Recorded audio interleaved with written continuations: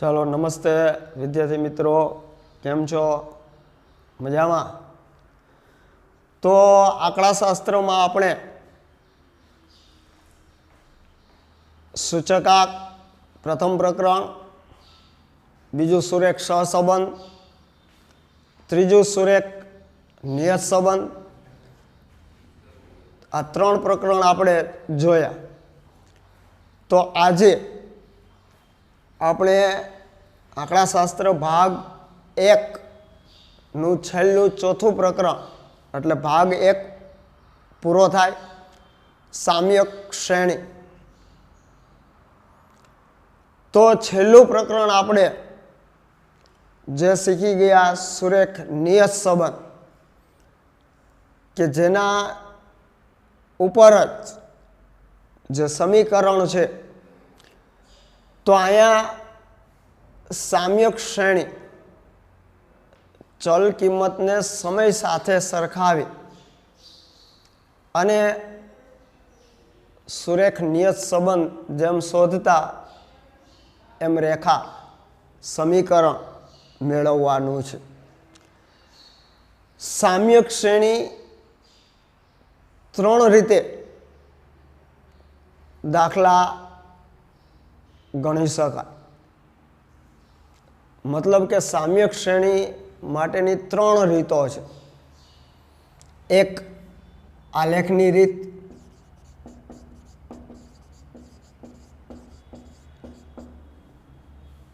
बीजी न्यूनतम वर्गोनी रीत अने त्रीजी चलित सरेराश। आ 3 रीतना दाखला छे, जेमांथी आलेखनी रीते वार्षिक परीक्षा में बहु ज भाग्ये ओछा दाखला पूछाय छे। वधु न्यूनतम वर्गोनी रीत अने चलित सरेराशनी रीतना दाखला। આપણને હવે એ ખ્યાલ છે કે આંકડાશાસ્ત્રમાં પ્રશ્નપત્રકમાં એફ વિભાગ 20 ગુણનો 5 ગુણનો એક દાખલો એવા 4 દાખલા પૂછાય છે। એમાંથી પ્રથમ દાખલો સૂચકાંકનો જ હોય છે। સૂચકાંકમાં ખાસ કરીને લાસ્પિયર પાસે અને ફિશરની રીતનો દાખલો વધુ પૂછાય છે। એમાંય આપણે 3 રીત જોઈ, भाव जथो अथवा तो जथो भाव आप्या होय ए प्रथम रीत। बीजी रीत भाव कुल खर्च अथवा जथो कुल खर्च आप्या होय तो ए बीजी रीत। अने त्रीजी वस्तु पछी तरत ज आगळ एकमनुं स्वतंत्र खानु आपेलुं होय तो त्यारे किलोग्राम छे, क्विंटल है, टन है। आ 3 रीत मांथी ज एक दाखलो होय छे। वधारामां जीवन निर्वाह खर्चनो सूचकांक पूछी शकाय 5 गुण में। अने एनी अंदर 2 रीत आपणे जोई गया था, कुल खर्चनी रीत अने कौटुंबिक अंदाजपत्रनी रीत। ज्यारे सुरेख सहसंबंधमांथी त्यां पण आलेखनी रीत छे। जे आपणे संपूर्ण आ 4 प्रकरण पूरा थई जाशे पछी 3 प्रकरणना आपणे आलेख पोथीमां दोरीशुं, समजीशुं, कदाच नहीं पूछी शकाय तो ए छेल्ले आ प्रकरण पूरुं थई जाशे पछी आपणे सुरेख सहसंबंधना आलेख, सुरेख नियत संबंधना आलेख अने साम्यक श्रेणीना आलेख ए 3 आलेख जोशुं। तो आजे आपणे चर्चा करवी छे न्यूनतम वर्गोनी रीत।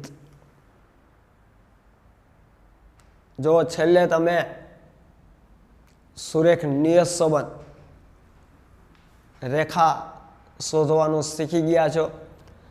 आपणे न्यूनतम वर्गोनी रीत आजे शरू करीए, पण ए पहेला हूँ तमने कई पद्धति आपणे शरू करवी छे, आलेखनी रीत पछी लेशुं न्यूनतम वर्गोनी रीत।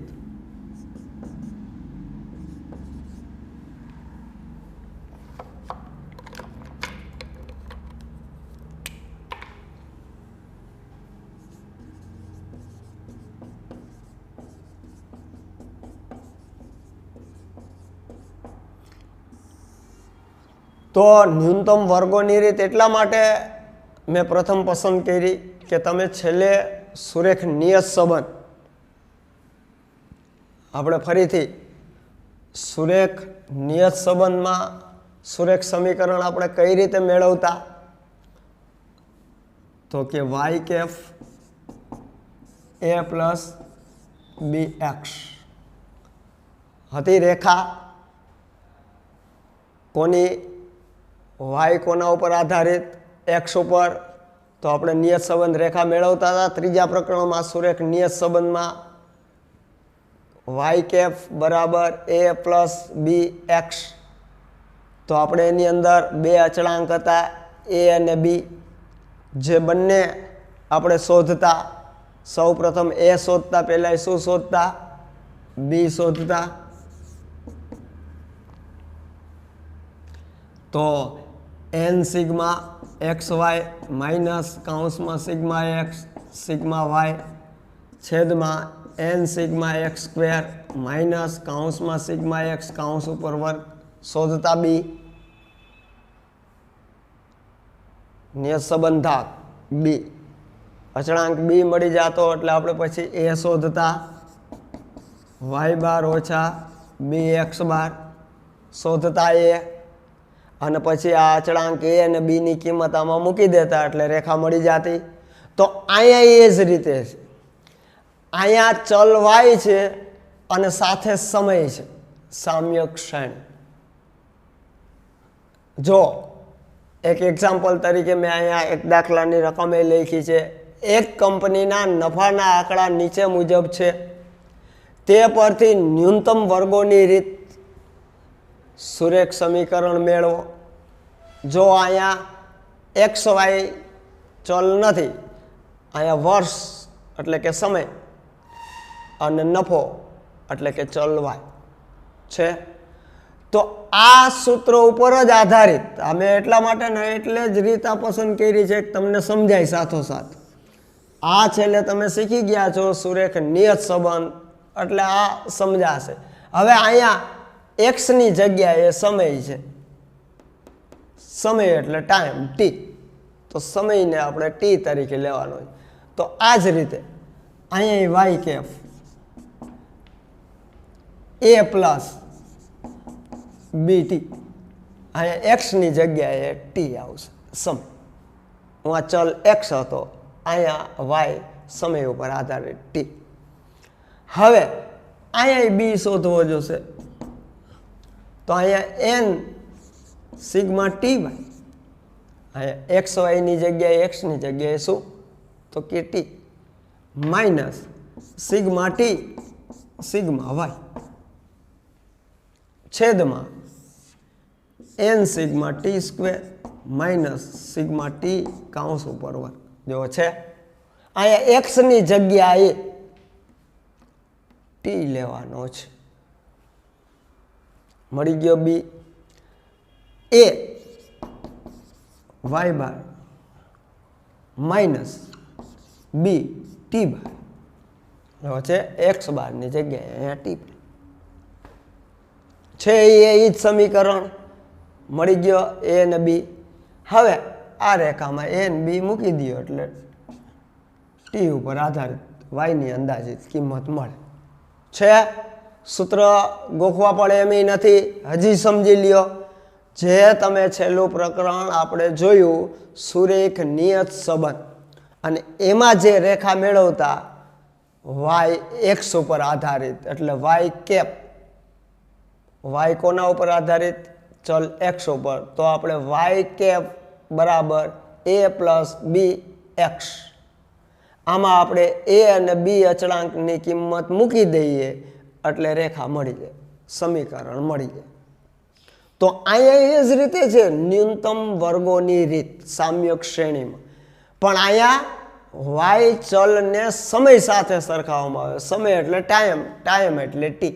જો છે પછી સમય તરીકે વર્ષ હોય, મહિનો હોય, જે હોય, પણ એ સમય ટી અને ચલ નફો વાય.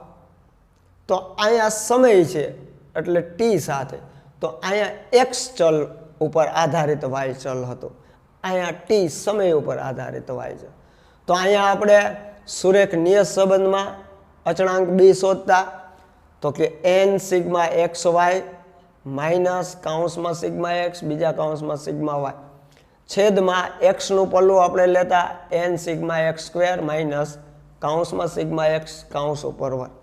તો જો એક્સ ઉપર આધારિત લેતા તો અહીંયા ટી ઉપર આધારિત બી શોધવાનો છે અચળાંક. જો n સિગ્મા ટી વાય આવી ગયો એક્સ વાયની જગ્યાએ ટી વાય આવી ગયો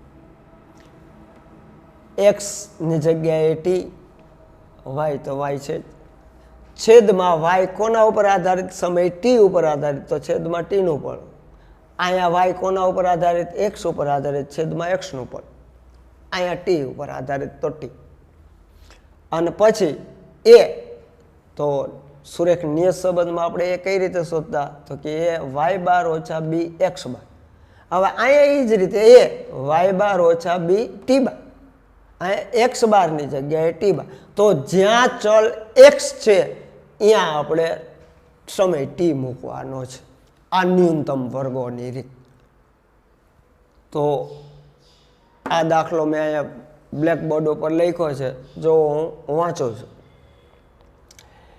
એક કંપનીના નફાના આંકડા નીચે મુજબ છે તે પરથી ન્યૂનતમ વર્ગોની રીતે સુરેખ સમીકરણ મેળવો. એટલે કે માત્ર રેખા જ મેળવવાની છે એની અંદર ટીની કિંમત મૂકવાની નથી. જેમ આપણને સુરેખ નિયત સંબંધમાં સુરેખ નિયત સંબંધ રેખા મેળવો તો આપણે અચળાંક એ અને બીની કિંમત જ મૂકી દેતા પછી ચલ એક્સની કિંમત મૂકતા નહીં. તો એ જ રીતે અહીંયા ન્યૂનતમ વર્ગોની રીતમાં પણ આપણે શું મૂકવાની છે માત્ર કિંમત જ મૂકવાની છે. તો ગણીએ એક દાખલો. જો સાવ સહેલી રીત છે ચલિત સરેરાશની રીત. તો આથીની વધુ સહેલી છે. આ રીત એટલા માટે સહેલી છે કે આપણે સુરેખ નિયત સંબંધ ચેપ્ટર સમજી ગયા એટલે વધુ સહેલું લાગશે. તો હવે જો અહીંયા એક કંપનીના નફાના આંકડા નીચે મુજબ છે તે પરથી ન્યૂનતમ વર્ગોની રીતે છે. કઈ રીતે? ન્યૂનતમ વર્ગોની રીતે શું મેળવવાનું છે? સમીકરણ મેળવો. માત્ર સમીકરણ જ મેળવવાનું છે. તો જે પ્રશ્નપત્રકમાં વર્ષ આપ્યા છે તો આપણે લખીએ વર્ષ અને નફો આપ્યો છે તો લખીએ નફો. નફો એટલે વાય. ચલ વાય શું છે? નફો. નફો એટલે વાય. વર્ષ આ 2011 આ 31 લાખ આ 2012 આ 35 લાખ આ 2013 આ 39 લાખ આ 2014 41 લાખ આ 2015 આ 44 લાખ છે. હવે વર્ષ એટલે સમય ટી તો અહીંયા આપણે ટી મૂકી દેવાના. પ્રથમ વર્ષને 1 બીજા વર્ષને 2 ત્રીજા વર્ષને 3 ચોથા વર્ષને 4 પાંચમા વર્ષને 5 આ રીતે સમય આપી દેવાનો હર દાખલામાં. તો આ 1 આ 2 આ 3 આ 4 અને આ 5 આના બેના સરવાળા આપણે જોશે. તો સિગ્મા વાયનો સરવાળો કરો જે કેલ્ક્યુલેટરમાં 190. એવી જ રીતે ટીનો સરવાળો એટલે સિગ્મા ટી થઈ જાય 5 10 ને આ 15. હવે આપણે જે સ્ટેપ જોઈ છે એ સ્ટેપ શોધી લે. કયા કયા સ્ટેપ જોશે? જો જે ફરીથી હું બી શોધવા માટેનું સૂત્ર એ શોધવા માટેનું સૂત્ર તો બંનેના મધ્યકો જોશે. તો આપણે શોધી લઈએ મધ્યકો. મધ્યકો આ વાય બાર સિગ્મા વાય છેદમાં એન. સિગ્મા વાય કેટલા એવા 190. એન કેટલા વર્ષના નફાના આંકડા આપ્યા છે? 5 વર્ષના. તો તો 190 ભાગ્યા 5 કેટલા થશે? 190 ભાગ્યા 5, 5 તેરી 15, 8 પચાને 40, 38 થશે. એવી રીતે ટી બાર સિગ્મા ટી છેદમાં n. સિગ્મા એટલે સરવાળો ટીનો, તો 15. n એટલે કેટલા વર્ષ આપ્યા છે? 1 2 3 4 ને 5, તો 5 મળી ગયા વાય બાર અને ટી બાર. હવે આપણે શું જોશે? તો વાય ટી જોશે, પછી ટી સ્ક્વેર જોશે ને. તો આપણે ટી છે જ, તો ટીનો સ્ક્વેર મેળવી જ લઈએ. 1 નો વર્ગ 1, 2 નો વર્ગ 4, 3 નો વર્ગ 9, 4 નો વર્ગ 16, 5 નો વર્ગ 25. આનો સરવાળો એટલે સિગ્મા ટી સ્ક્વેર કેટલો થશે? 55. તો 55. હવે શું જોશે? વાય ટી જોશે, તો આ ટી વાય મળી જશે, આ ટી વાય. તો ટી વાય છે, હવે ટી અને વાયનો ગુણાકાર, આ વાય અને આ ટી. 31 ના 31, 35 દો 70,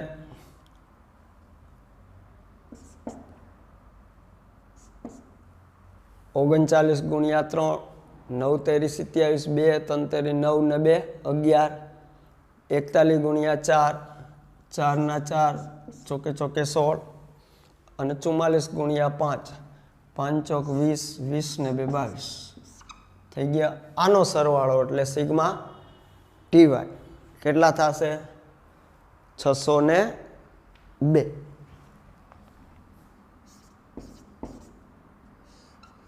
હાલો, કેલ્ક્યુલેટર સાથે લઈને બેઠા છો ને, તો સરવાળો એ કરજો. 31, 70, 167, 164 અને 220. હાલો, થઈ ગયો કોઠો તૈયાર.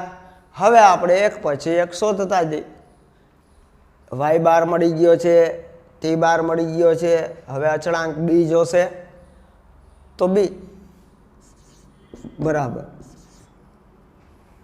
ચાલો, n સિગ્મા, એક જ મિનિટ માર્કર.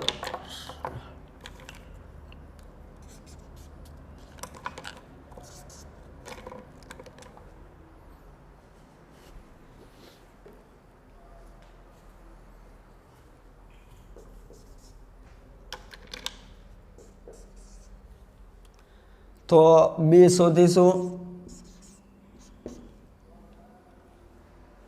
બી શું સૂત્ર લખીશું?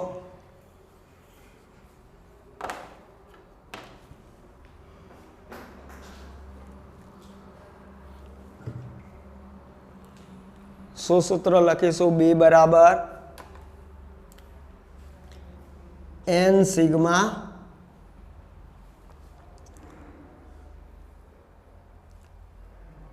વાયટી. n સિગ્મા ટીવાય કે વાયટી બે એક જ. n સિગ્મા ટીવાય રાખો, આપણે ટીવાય લખ્યું છે. n સિગ્મા ટીવાય માઇનસ કૌંસમાં સિગ્મા ટી કૌંસમાં સિગ્મા વાય છેદમાં n sigma t square minus કૌંસમાં સિગ્મા ટી ઉપર વર્ગ છે. તો હવે રકમ લખીએ. n એટલે કેટલા વર્ષ? 1 2 3 4 ને 5, તો 5 વર્ષ ગુણ્યા સિગ્મા ટી વાય, આ T Y 602 minus sigma T આ 15, સિગ્મા વાય 190 છેદમાં n કેટલા? તો કે 5 કૌંસમાં સિગ્મા ટી સ્ક્વેર 55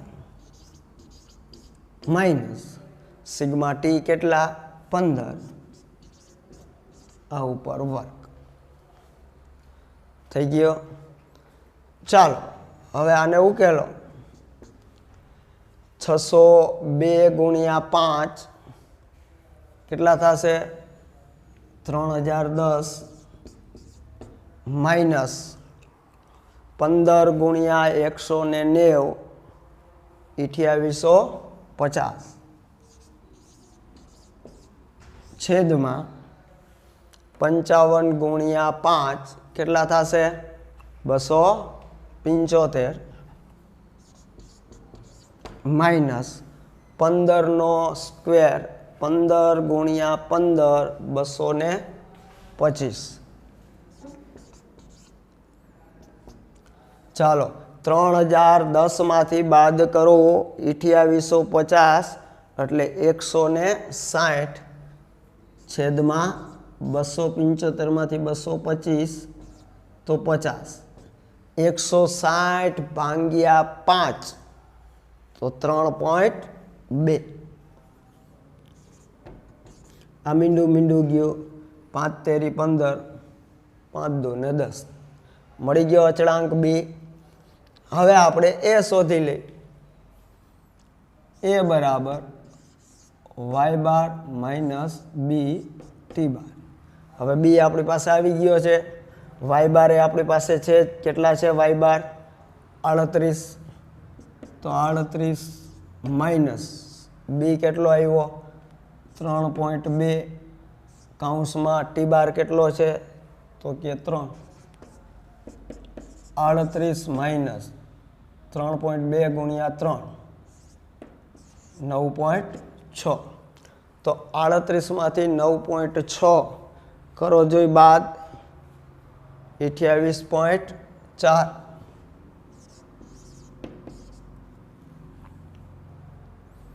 આવી ગયો અચળાંક એ અચળાંક બી। હવે આપણી પાસે ન્યૂનતમ વર્ગોની રીતે સમીકરણ છે વાય કેફ એ પ્લસ બીટી। હવે આમાં અચળાંક એની કિંમત કેટલી છે 28.4 પ્લસ બીની કિંમત કેટલી છે 3.2 ગુણ્યા ટી તો આવી ગયું સમીકરણ 28.4 પ્લસ 3.2 ટી। તો આ સમીકરણ મેળવું અહીંયા દાખલો પૂરો।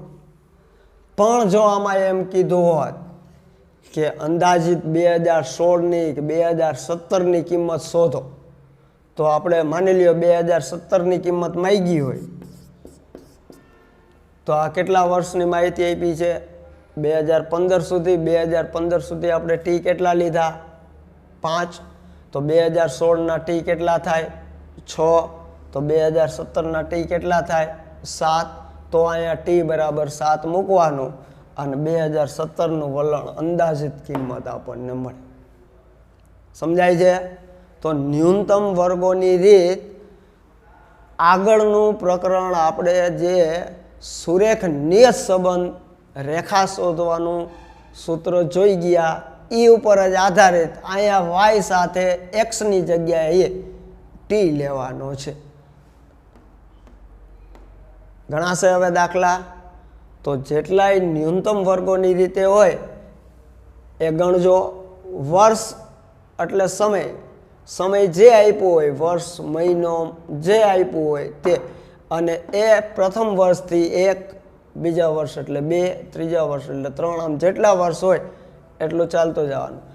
નેક્સ્ટ લેક્ચરમાં આપણે વલણ કિંમતો શોધવાનું જોશું પોઈન્ટ અને વલણ કિંમત જેમ મેં કીધું કે 2017ની વલણ કિંમત આ દાખલામાં માંગી હોય તો 2015 માટે એન કેટલા છે ટી કેટલા છે 5 તો 16 માટે 6 થાય 17 માટે કેટલા થાય તો કે 7 થાય તો તમે અહીંયા 2017ની વલણ કિંમત શોધી શકો એમાં ટી બરાબર 7 મૂકવાનું। હવે આની અંદર ટી બરાબર 7 મૂકી દો એટલે જે જવાબ આવે તો એ 2017નું વલણ કહેવાય। બરાબર? તો નેક્સ્ટ મળીશું, ત્યાં સુધી રજા આપશો।